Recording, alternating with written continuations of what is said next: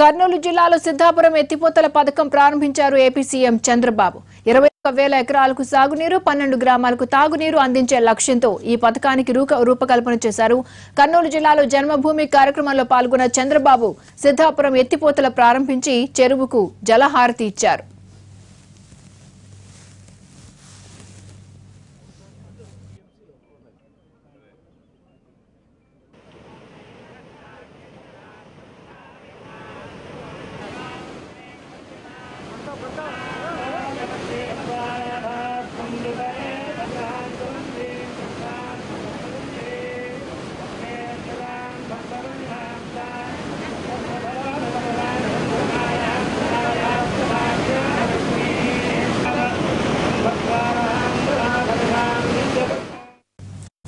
Ferro alloys ప్రమాద ఘటనపై విచారణ జరుపుతున్నామన్నారు సీఎం చంద్రబాబు నాయుడు.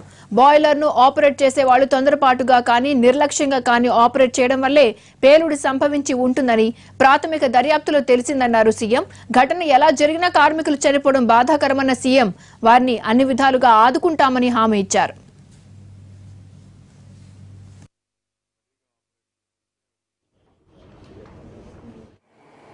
ఏదేమైనా చాలా బాధాకరమైన సంఘటన. దీన్ని ఇన్వెస్టిగేషన్ కూడా చేసి ఏం జరిగిందో అవన్నీ కూడా చూసి చట్టపరంగా ఏమేం చర్యలు తీసుకుంటాం.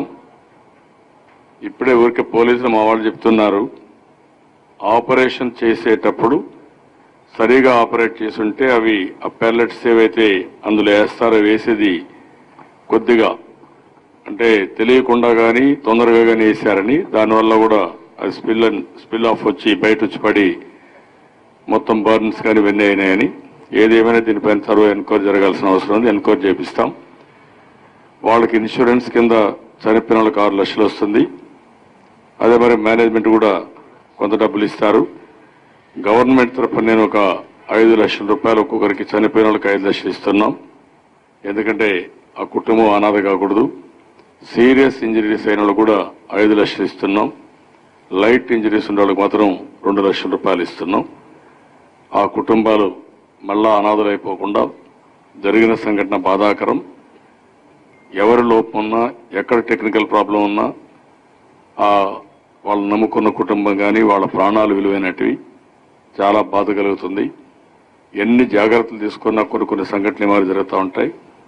దానికి నేను బాధపడుతూ నా సంతాపాన్ని తెలియజేస్తూ మరొకసారి చనిపోయిన వాళ్ళకి వారి మనసుకు శాంతి కలగాలని కోరుకుంటూ వారి కుటుంబ సభ్యులకు నా ప్రగాఢ సానుభూతి తెలియజేస్తున్నా.